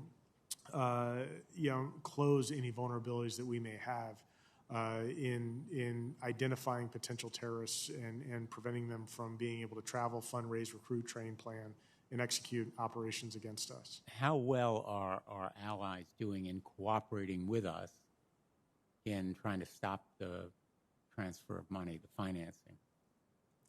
Senator, I think the Department of Treasury would be best positioned to answer those types of questions, as they are the lead in the terrorist financing. In what areas are you the lead? Sir, I advise the Secretary of Defense on matters of defense policy and strategy. And so with respect to our defense policy, strategy, our operations, the resources that we have in supporting our Afghan defense and security force partners, cooperation with allies and partners in counterterrorism policy, that's where my my focus is, the Taliban reportedly earns $200 million or more from drugs, illegal timber, pistachios, taxes imposed on the local population, and there are revenue streams from funding sources, all of it going to support the military operation. How satisfied are you that we are using every tool we have to combat that flow of funding? Senator, I think I think you've highlighted one of the key challenges in Afghanistan has been trying to reduce the Taliban's access to resources. Part of the South Asia strategy was focused on looking at better ways of going after in particular the drug network within Afghanistan to be able to prevent the Taliban from gaining access to those resources. This has been a very difficult problem that has persisted over the past 20 years. I think there's more work that can be done. That will be much more difficult, obviously, if we're not there. So we'll be reliant on working with the Afghan government to address that, to be able to maintain the law enforcement and the counter-narcotics work within their own country. Thank you. Thanks, Mr. Chairman. Thank you, Senator Blumenthal. Now let me recognize via WebEx Senator Warren, please. Thank you, Mr. Chairman, and thank you, Mr. Helvey and General Trollinger for being here. The U.S. first sent troops to Afghanistan to root out al-Qaeda and their Taliban hosts and to prevent them from using Afghanistan as a haven to launch another 9/11 type attack. That was 20 years ago. And we accomplished that limited objective rather quickly. But then our military took on more and more responsibility, from building an entire Afghan national army from scratch, to stemming the drug trade, to fighting Afghan government corruption. General Trollinger, we've been training the Afghan security forces for more than a decade now. We've been providing them with the best equipment, with hands-on training, and enabling their operations with American air power. So have the Taliban and associated militant groups had access to that level of assistance? Senator, I don't believe, if I understand your question correctly, they have not, to my knowledge, had any access to that sort of. Okay, so here we are, that we have given all this assistance to the Afghan army. The Taliban hasn't had that kind of help, and yet the Taliban prevented us from achieving anything close to the security conditions that we've been seeking, or else we would have left long ago. So does that suggest it's bigger than just a military problem? Let me ask you, Mr. Helvey, does corruption remain an endemic problem in the Afghan government? Senator, corruption is a problem in Afghanistan. Okay, and does the government still lack the public support necessary for it to govern effectively across the country? The Afghan government does maintain, popular support.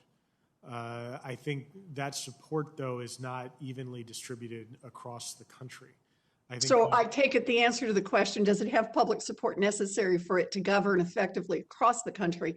I take it your answer then is no, they do not. Senator, the presence of an insurgency, the presence of the Taliban indicates that the Afghan government does not have control or popular support everywhere in the country. They do maintain large support within the major population centers and in large parts of the country. But all right, so they have partial support. Did the Afghan government's inability to govern effectively inspire support amongst the population and give the Taliban space to grow and build support? In other words, the Taliban has done well, and is part of the reason for that because the Afghan government has not been able to govern effectively and inspire support among the population across the country? I think there's a lot of different factors that influence the Taliban's ability to maintain its presence and support locally. Part of that has to do with weaknesses within the Afghan government, but part of it also has to do with historical, cultural, tribal affiliations and relationships. But to your point, I think the fact that the government has had challenges in maintaining popular support across the country has created the space for the Taliban to continue to grow and operate and present challenges to the government. But look at what you're saying. The root of Afghanistan's problems are political and cultural in nature. The United States military is the most powerful in the world, but our military alone is not responsible nor designed for solving political problems. It's been said before, but it bears repeating again. A conditions-based withdrawal was a recipe for staying forever. And I am glad that President Biden recognized this and has made the long overdue decision to end our military involvement in Afghanistan. Thank you, Mr. Chairman. Thank you very much, Senator Warren. Let me recognize via WebEx Senator Hirono. Thank you, Mr. Chair. Secretary Helvey, I know that you've been asked by a number of my colleagues their concerns about the Afghani women and children, but I want to reiterate my concern and add to that of my colleagues. Earlier this week, I joined a letter with my colleagues, Senator Shaheen and Senator Collins, to President Biden asking him to appoint an ambassador at large for global women's issues to serve as the senior administration's official responsible for coordinating U.S. government efforts for the protection of women's rights in Afghanistan. So my question is, what is your assessment of the Afghanistan government and security forces' ability to protect girls' education? Let's just focus on education in the country. Mr. Secretary? Senator, thank you for the question. Thank you for your support for Afghan women and girls. I think we've been able to see significant progress in Afghanistan since 2001 in advancing human rights and opportunities specifically for women and girls, and education is an important part of that. I think the contributions that women have made in Afghanistan and the progress that those contributions have enabled across the society as a whole are remarkable. We continue to work, using the tools that we have as a Department of Defense to try to continue to promote the role of women in peace and security and the role of women in the Afghan National Defense and Security Forces. I know the State Department and the U.S. Agency for International Development are looking at this through their resources, tools, mechanisms, and authorities. I can't really speak to the Afghan government's ability to provide for education, but I can say that in terms of what we've been doing with the Afghan National Defense and Security Forces is to increasingly promote the role of women as part of the ANDSF. Are you saying, I'm sorry, Mr. Secretary, but are you saying that the Afghan security forces and indeed the Afghan government has as a priority the rights of women and girls in Afghanistan? Is it a priority for them? Senator, it is a priority. It's built into their constitution, and it is part of the development of the ANDSF. This is something that President Ghani has highlighted, and this is something that I think we, as part of the international community, have also impressed upon the Taliban that we will be paying very careful attention to how the Taliban treats women, girls, and minorities in Afghanistan. That's an important part of our diplomacy in this space. And I don't know what leverage we have to change how Taliban treats women and girls because their track record is terrible. And the concern is, the reality is that should they come back into power, which to me is a matter of when, not if, then I think that the rights and protections for women and girls in Afghanistan will go down the drain. And I really think that that is a realistic assessment of what's going to happen. So at the least, shouldn't we be appointing a single ambassador at large, which remains a vacant position, to serve as the administration's point person, especially for those of us who want to very much be focused on what's going to happen to Afghani women and girls after we leave? Senator, I'm not familiar with your specific proposal for an ambassador at large, but that's something that I believe the State Department would be looking at in concert with the White House.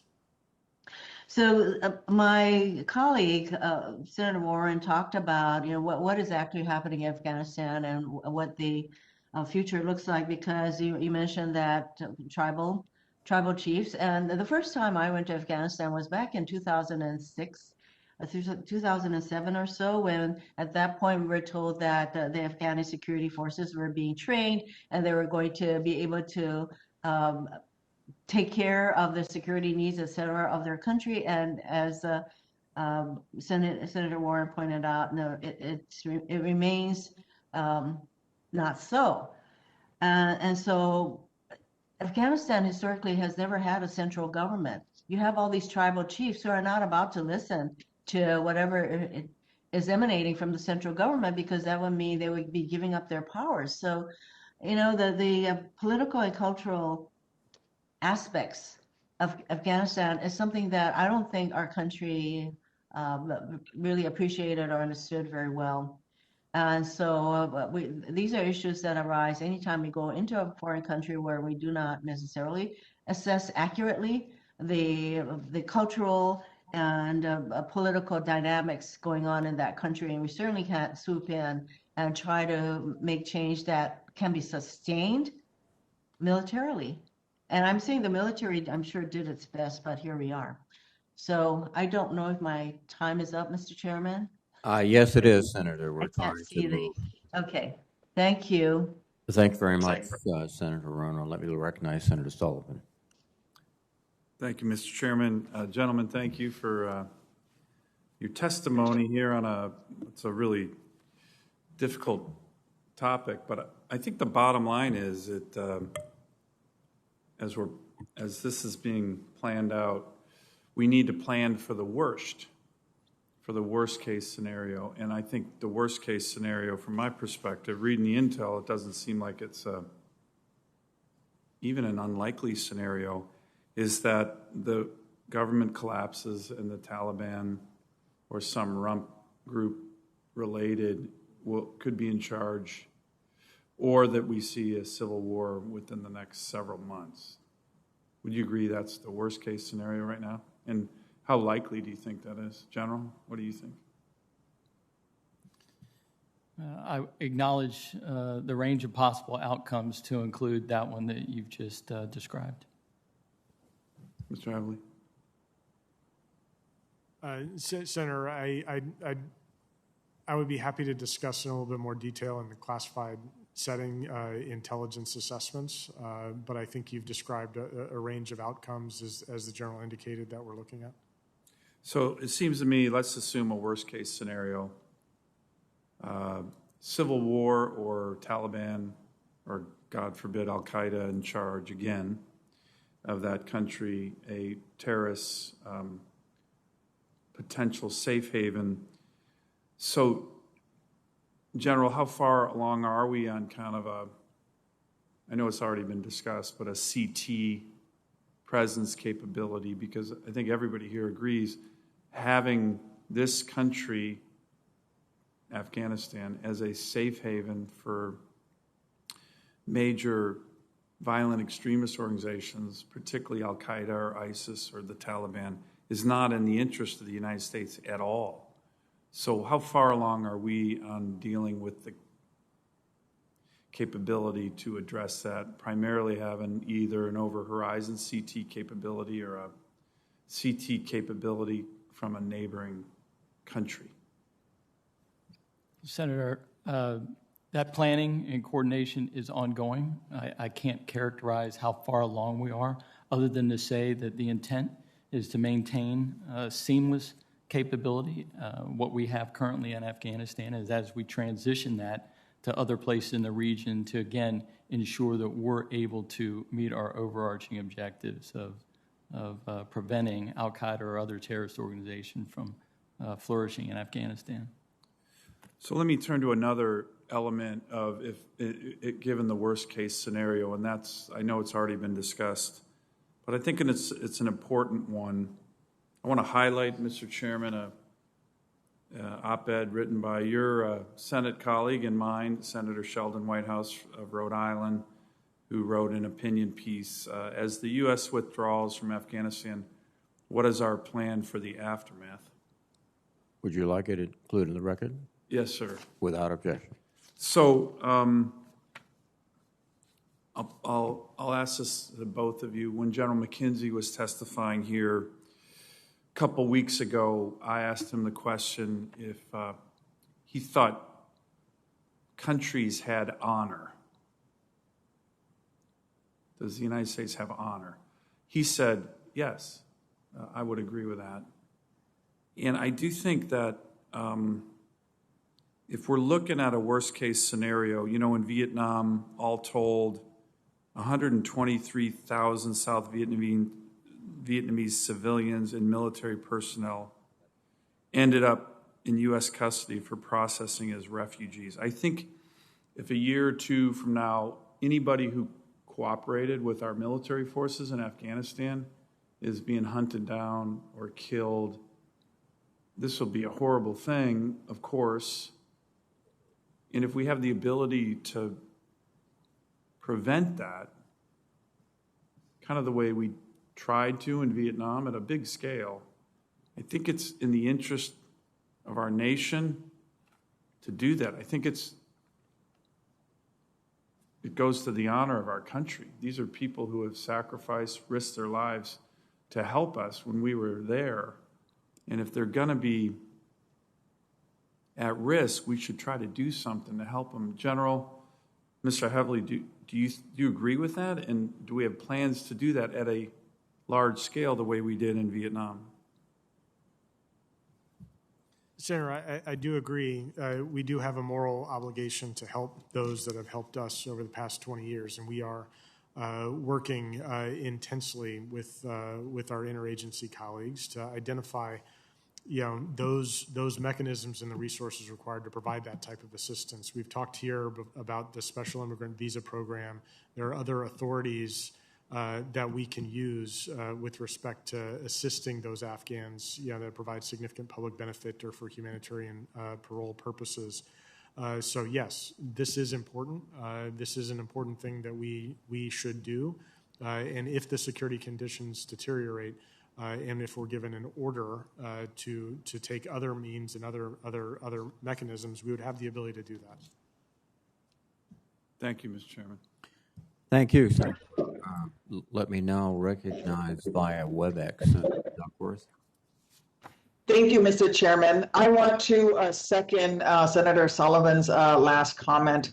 It is imperative that we do not leave those who have risked their lives and the lives of their family members behind. It was not just in Vietnam that we helped reach out to those who helped American troops, but we also, President Clinton actually sent in an aircraft and airlifted many Kurds who were being hunted and killed by Saddam Hussein in the early 90s after the first Gulf War, and brought those Kurds to safety. So Senator Sullivan, if you're going to do any work on this, I would be happy to join you on this effort.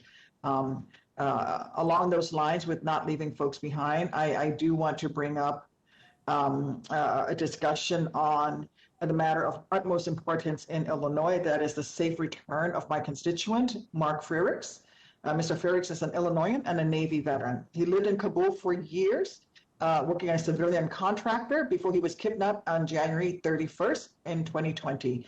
And with our military relying more and more on contractors, these Americans who are there as contractors are there on behalf of us, but lack the protections that our troops have when they are in places like Afghanistan. The information that we have right now indicates that the Taliban or its affiliates, likely the Haqqani network, are holding Mr. Ferrix in Afghanistan or Pakistan. He was kidnapped on January 31st of 2020. We believe at the moment that he remains in okay physical health, whatever that means. Mr. Ferrix's family is terrified by his ongoing captivity and have advocated tirelessly for his safe return. They were deeply disappointed that the Trump administration failed to use February 29, 2020 deal with the Taliban to secure Mr. Ferrix's release. And the recent announcement that we will be withdrawing our troops from Afghanistan has heightened their fear, as they understandably question whether we will have any leverage to secure Mr. Ferrix's return once we no longer have a military presence in Afghanistan. And I have repeatedly raised Mr. Ferrix's case with members of this administration, in letters with my colleague, Senator Durbin, in briefings with cabinet officials, in a call with the lead negotiator with the Taliban, and with President Biden himself. Everyone has assured me that they are aware of Mr. Ferrix and are raising his status in ongoing diplomatic negotiations with the Taliban. And I hope that, consistent with precedent, such as the late Ambassador Richard Holbrooke using the Dayton Accord negotiations as leverage to secure the release of a kidnapped American, I hope that the Biden administration will prioritize every avenue available to achieve the release of Mr. Ferrix. Gentlemen, we cannot fail at this mission, and we certainly cannot abandon an American citizen behind in Afghanistan. We must pursue every path available to make sure that Mark Ferrix is safely returned to his family in Illinois. And now OSD has a long-standing relationship with Pakistan. And in fact, Secretary Austin just spoke with Pakistan's Chief of Army Staff a few weeks ago on April 28th. And Haqqani network operates on the Afghanistan-Pakistani border, and there's a good chance that Mr. Ferrix is actually in Pakistan right now. We should be leveraging our relationships with Pakistan to help secure Mr. Ferrix's return. And I discussed this issue with the Pakistani ambassador a few weeks ago, and he agreed to take the message back to Islamabad. The DoD presently has an opportunity to use senior leader engagements and other interactions with the Pakistani military to raise Mark's case and seek Pakistan's assistance in securing his return. Mr. Helvey, I know this was a long preamble, but it was very important, certainly important to Mr. Ferrix and his family. Mr. Helvey, as the Acting Assistant Secretary of Defense for Indo-Pacific Security Affairs, you are the principal advisor to top DoD leadership on issues related to Pakistan. Will you commit to pursuing opportunities to advocate for Mr. Ferrix and seek his return through our cooperation with Pakistan's military? Senator, absolutely. Thank you.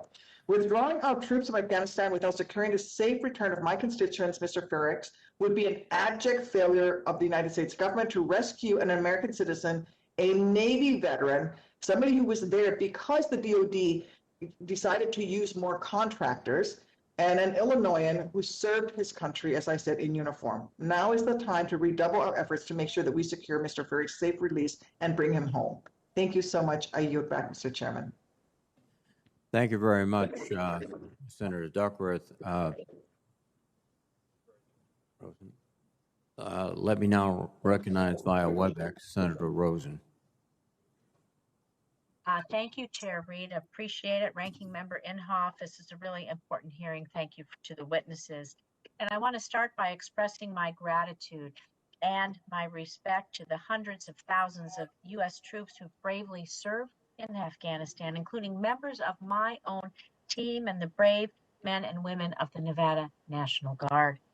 I'm particularly thinking of the 20,722 troops who bear the scars of battle. And we prepare for Memorial Day, the over 2,400 U.S. military and civilian personnel who didn't come home and their families who mourn their loss every day. We have to talk a little bit about the continued support for the Afghan. You know, President Biden's Afghanistan withdrawal announcement, he stated that we're going to reorganize our counterterrorism capabilities and the assets in the region to prevent a reemergence of the threat to our homeland from over the horizon, and that will continue to support the government in Afghanistan and keep providing assistance to the Afghan National Defense and Security Forces. So, General Trollinger, what is the plan for an enduring counterterrorism strategy that will be able to address and counter the influence of the violent extremist organizations, which directly supports influences the stability of the Afghan government? And how will we establish or build up an existing presence elsewhere to continue counterterrorism operations? Senator, that planning and coordination is ongoing currently, and the intent is to maintain a seamless transition from the capability that we currently have in Afghanistan to other areas and locations in the region so that we can continue to meet our objectives there.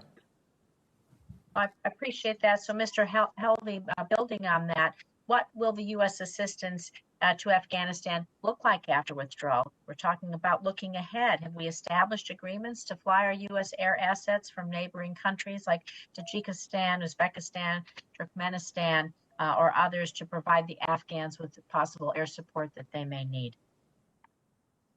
Senator, thank you for the question. In terms of support to Afghan forces, we're looking at ways to be able to adjust that to an over-the-horizon type of support, things that we can do that doesn't require a large-scale military presence in that country. With respect to access basing and overflight, those negotiations are ongoing within the region to be able to provide those types of arrangements that can enable us to do that from within the region. As I had indicated in a response to a previous question, we do already have a significant capability resident within the Persian Gulf region that can provide that. Now, granted, that's a little bit farther away, but we would certainly augment that and look to augment that with arrangements that would be within the region closer to Afghanistan. Thank you. And I think another important thing that we have to think about is countering our adversaries, because as been discussed today, the decision to withdraw, or decision to negotiate with the Taliban, withdraw from Afghanistan, raises concerns about the vulnerability of not only the Afghan government, the danger to freedom, women's rights, civil society, and of course, Taliban's increasing territorial reach. And so what do we think, Mr. Helvey, can you please talk to us about Iran, Russia, and China? How do you think how they're going to come in and fill the vacuum created by our departure, and what implications might that have for us? I think it's clear that there's a number of different countries around the region that do have interests and that have the potential to exercise malign influence in Afghanistan. Part of what we want to be able to do in working with our Afghan partners is to be able to ensure that the Afghan government has the ability to provide for security and economic development, and to be able to mitigate the extent to which other actors would exercise malign influence in that country. I think China does have an interest in Afghanistan. As we talked about before, there was economic interest. They do have concern about extremist groups operating in Afghanistan. But to the extent that China's influence could be used to undermine stability instead of reinforce stability or support stability, obviously that's something that we've got concern about. Iran as well. Iran will likely seek to exercise influence in negative ways in Afghanistan. Although I think it's largely to potentially frustrate and complicate our withdrawal. And I think that's something we need to maintain, persistent vigilance of as we're executing our retrograde. Well, I appreciate it. I look forward to discussing these issues in a little deeper fashion with all of you going forward. Thank you, Mr. Chair. My time's up. Thank you, Senator Rosen. With that, we are completing the open session of this hearing. I would ask the witnesses to move to room SV 217 in the Capitol so we can conduct the classified portion of this. Let me thank the witnesses for their excellent testimony. Let me ask my colleagues to assemble in the President's room either before or after you vote, as quickly as possible so we may vote out the nominations of Mr. McCord for the Comptroller and Mr. Moultrie for Undersecretary for Intelligence. With that, I will adjourn the open portion of the hearing. And again, thank you, gentlemen, for your testimony. And